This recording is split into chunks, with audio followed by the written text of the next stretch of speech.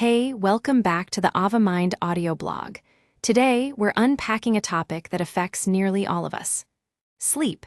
If you've ever gone to bed feeling hopeful for rest but woke up feeling foggy, frustrated, or just plain exhausted, you're not alone. Millions of people struggle with sleep. Not just from one cause, but from a complicated mix of factors: stress, screens, caffeine, inconsistent routines, and more. And the impact goes way beyond feeling tired. Poor sleep chips away at our emotional resilience, memory, and even our nervous system's ability to repair itself.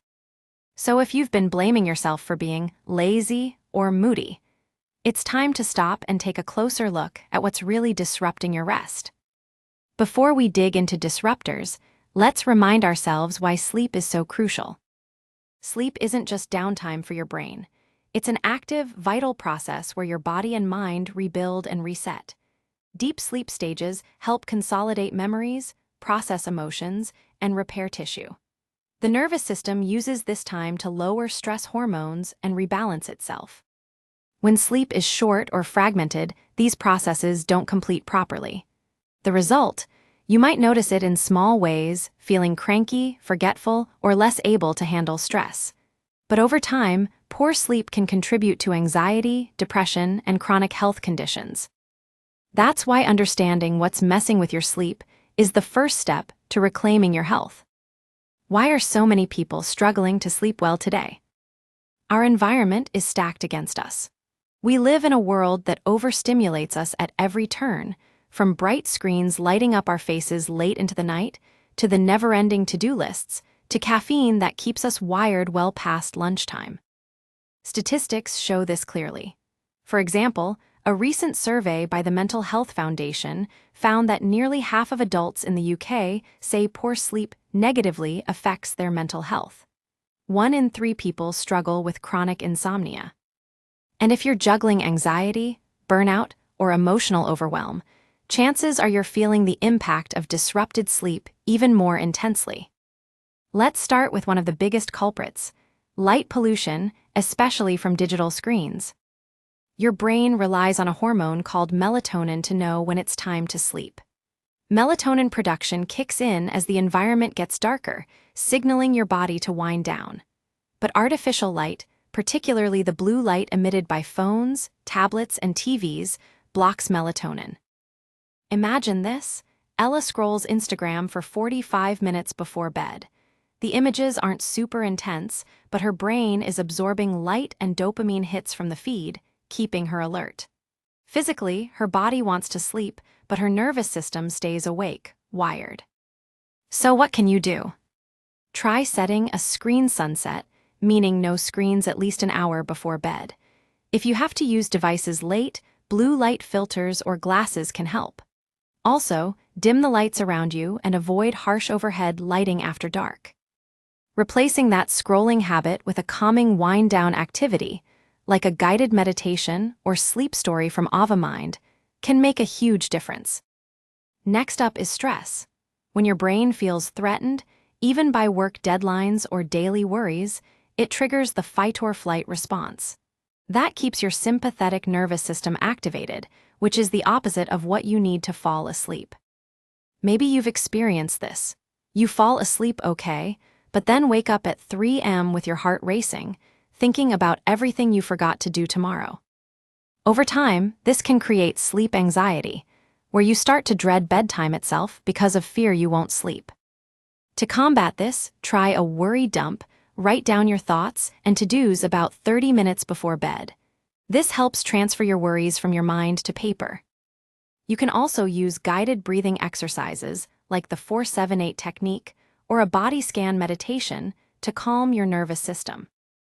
And if you can, avoid emotionally intense conversations or stressful tasks late at night.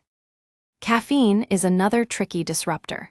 It has a half-life of up to 8 hours, meaning that afternoon latte might still be in your system well into the evening, blocking deep restorative sleep stages.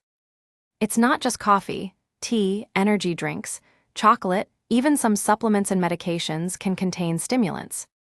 If you're struggling with sleep, try switching to herbal teas after 2 p.m. Instead of reaching for caffeine, take a short walk and drink water to refresh your energy. If you're particularly sensitive, try cutting out caffeine entirely for a week to see if it improves your sleep. Your body loves routine. It has a natural circadian rhythm, an internal clock that tells you when to be awake and when to sleep. But if you're staying up late on weekends, working rotating shifts, or sleeping inerratically, your clock gets confused. It's like jet lag without leaving town. Try to keep your bedtime and wake-up time within the same hour every day, even weekends. Getting morning sunlight, even for just 5 minutes, helps reset your rhythm for the day. If you need to shift your schedule, do it gradually, by 15 minutes earlier or later each night.